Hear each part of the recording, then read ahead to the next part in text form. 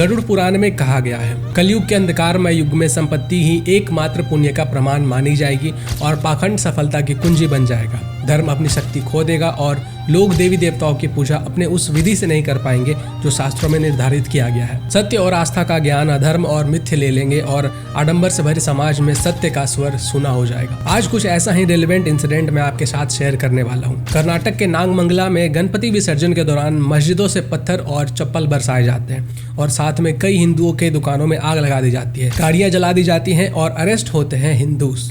वाह। और इसी मामले पे जब बेंगलुरु के हिंदूस टाउन हॉल पे गणपति बप्पा की प्रतिमा के साथ प्रोटेस्ट करते हैं और दंगाइयों के खिलाफ एक्शन की मांग करते हैं तो उन्हें और उनके साथ गणपति बप्पा के प्रतिमा को भी पुलिस वैन में डालकर डिटेन कर दिया जाता है। कर्नाटक के लोगों ने फ्रीबीज के लिए वोट दिया था। लो अब फ्री में डिटेन हो गए ना, ऊपर से गणपति बप्पा की जो प्रतिमा थी उसको भी नहीं छोड़ा। कर्नाटक में जब इलेक्शंस हुए थे तब कर्नाटक की गवर्नमेंट ने बहुत सारे वादे किए थे, हम फ्री में ये देंगे, हम फ्री में वो देंगे, और लोगों ने इस फ्री के चक्कर में कर्नाटक के कांग्रेस गवर्नमेंट के टर्म्स एंड कंडीशंस को पढ़ा ही नहीं। अब लालच बुरी बला है, जानते तो सभी लोग हैं, मगर इसको इम्प्लीमेंट बहुत कम ही लोग करते हैं। कांग्रेस गवर्नमेंट के फ्रीबीज के टर्म्स एंड कंडीशंस में लिखा था कि हम इस वादे को पूरा करें या ना करें, मेरी मर्जी।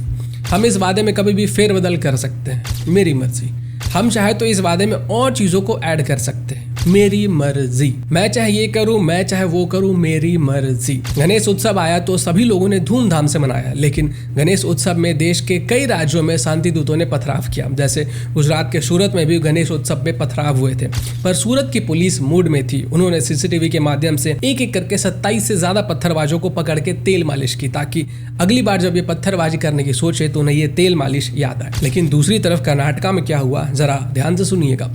कर्नाटक के मांड्या के नागमंगला में 11 सितंबर को लोग गणपति विसर्जन करने जा रहे थे। अब गणपति विसर्जन में गाने बजाए जाते हैं तो गणपति बप्पा के गाने भी बजाए जा रहे थे। जब तक ये पूरा समूह शहर के बाकी इलाकों से गुजर रहा था तब सब कुछ सही था, शांतिप्रिय तरीके से सब कुछ चल रहा था। लेकिन जैसे ही ये समूह शांतिप्रिय लोगों के मस्जिद से होकर गुजरता है तभी शायद शांतिप्रिय लोगों को एहसास होता है कि ये जो गाने बजाए जा रहे हैं वो थोड़े से कम शांतिप्रिय हैं, हमें इसे और शांतिप्रिय बनाने की कोशिश करनी चाहिए, क्योंकि शांति तो सभी लोग चाहते हैं। तो इस शांति को कायम रखने के लिए उन्होंने शांतिप्रिय तरीके से विसर्जन के लिए जाते हुए इस समूह से बहस कर ली, वाद विवाद हो गया। तो वहाँ की पुलिस आ जाती है और इस शांति को भंग करते हुए शांतिप्रिय तरीके से लाठीचार्ज कर देती है।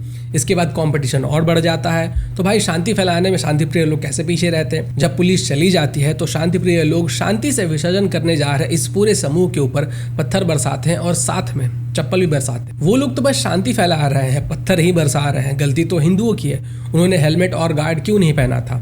और कांग्रेस की गवर्नमेंट है, शांतिप्रिय लोग एक्टिव रहते हैं, उनको सपोर्ट मिलता है।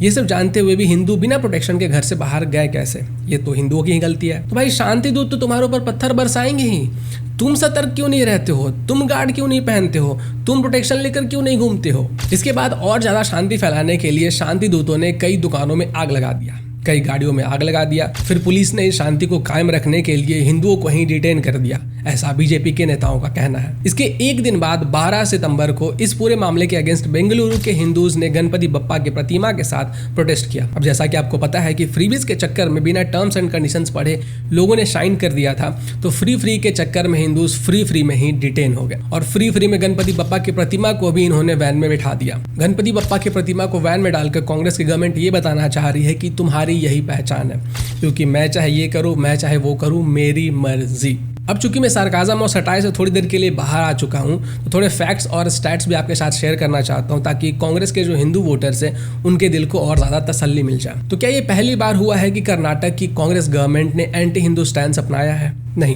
बिल्कुल भी नहीं। गणपति बप्पा की मूर्ति को पुलिस वैन में रख के डिटेन करना ये सिर्फ एक इंसिडेंट नहीं है, ये एक मैसेज है कि तुम फ्रीबीज के चक्कर में वोट देते रहो, हम दूसरी साइड से स्टेप लेते रहेंगे जो कि तुम्हें शर्म से अपनी आंखें उठाने भी नहीं देंगे। इसी साल मांड्या डिस्ट्रिक्ट में जब ग्राम पंचायत में हनुमान जी का ध्वज फहराया गया तब कांग्रेस की पुलिस ने उसे तुरंत नीचे करवा दिया, और जब लोगों ने इसके विरोध प्रोटेस्ट किया तो पुलिस ने उन प्रोटेस्टर्स को ही डिटेन कर दिया। अगला इंसिडेंट देखिए, कर्नाटक के कोप्पल डिस्ट्रिक्ट में जहां भगवान हनुमान जी का जन्मस्थल माना जाता है, वहां के इलेक्ट्रिक पोल से धनुष और गधे के आकार के पोल को हटाने के लिए कहा गया था, क्योंकि एसडीपीआई जो कि पीएफआई का ही परछाई है, उन्होंने डिमांड किया था। अगला पॉइंट, कर्नाटक की कांग्रेस गवर्नमेंट ने हिंदू टेम्पल्स के टैक्स बढ़ा दिए थे। इसके साथ साथ कर्नाटक की कांग्रेस गवर्नमेंट तो मंदिरों में भी नॉन हिंदूज को अपॉइंट करना चाहती थी। अगला पॉइंट, कुछ वीक पहले ही कांग्रेस के एमएलसी इवान डिसूजा ने गवर्नर को धमकी दी थी कि अगर वो सिद्धरमैया के अगेंस्ट कार्रवाई को वापस नहीं लेते हैं तो उनका भी वही हस्ल होगा जो कि बांग्लादेश में हुआ था। अगला पॉइंट, कर्नाटक में आप पैलेस्टाइन के फ्लैग के साथ ऑटो चला सकते हैं लेकिन गणपति विसर्जन को सही सलामत तरीके से नहीं कर सकते हैं। अगला पॉइंट, कर्नाटक में कांग्रेस के लीडर्स के जीतने की खुशी में पाकिस्तान जिंदाबाद के नारे लगाए जाते हैं और मोहम्मद जुबैर जैसे प्रेम दिवस के फैक्ट चेकर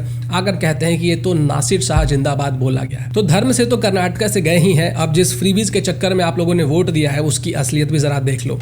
कर्नाटक के गवर्नमेंट बसेस का आप हाल देखो। बेंगलुरु में ढंग से पानी नहीं था और लोगों को टॉयलेट जाने के लिए लिटरली मॉल में जाना पड़ रहा था।